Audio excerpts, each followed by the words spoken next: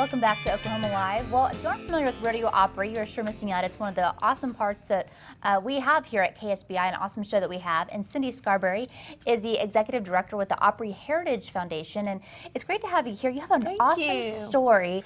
Fred Davis, he is an 88-year-old awesome Oklahoma man who has been connected with the Opry for a long time. Tell me about him. From the very beginning. And, you know, it's been so special.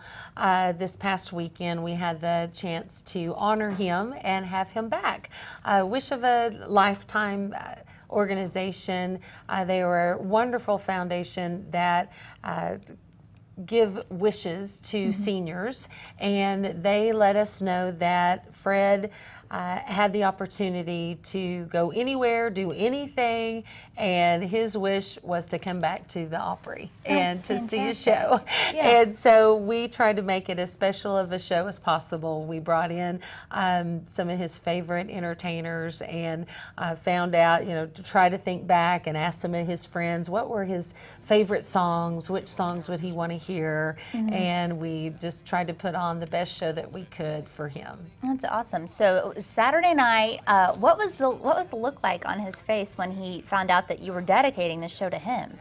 You know, he's so funny. He said, you know, y'all are making a big deal about this, and you're going through a lot of trouble. And but it was really fun to see him on the second row where he always sat with his wife Olita, and there were times that he just was ear-to-ear grins, times when he was a little sentimental, and there were tears from a lot of us. There was laughter. It was a really just special, emotional night, and it was a great place to be on Saturday. Absolutely. Well, he was so connected with the Opry for so many years. What was his role like throughout all the years? Any kind of role that you could think of, Fred had. He was a bookkeeper. He had Fred's tax and bookkeeping service, and so for many years he did our taxes and our books.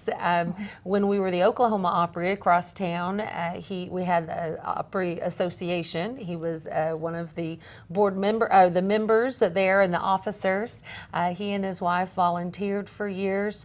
I started singing at the Opry when I was just 16, and I remember how he and his wife were one of the first people to come up and make me feel welcome and try to calm my nerves, and he was just always has been a part of the family there, and just a part of making people feel comfortable.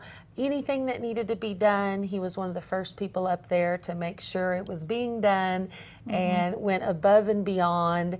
But the main thing is just he was a staple. He was always there, clapping along, enjoying the music, and being part of the Opry family. That's wonderful. Fred Davis sounds like an awesome man. So glad that he was able to go Saturday night and really enjoy the concert. And thank you all for doing that and putting all the time into it. And we want to thank Wish of a Lifetime and their partnership with Rodeo.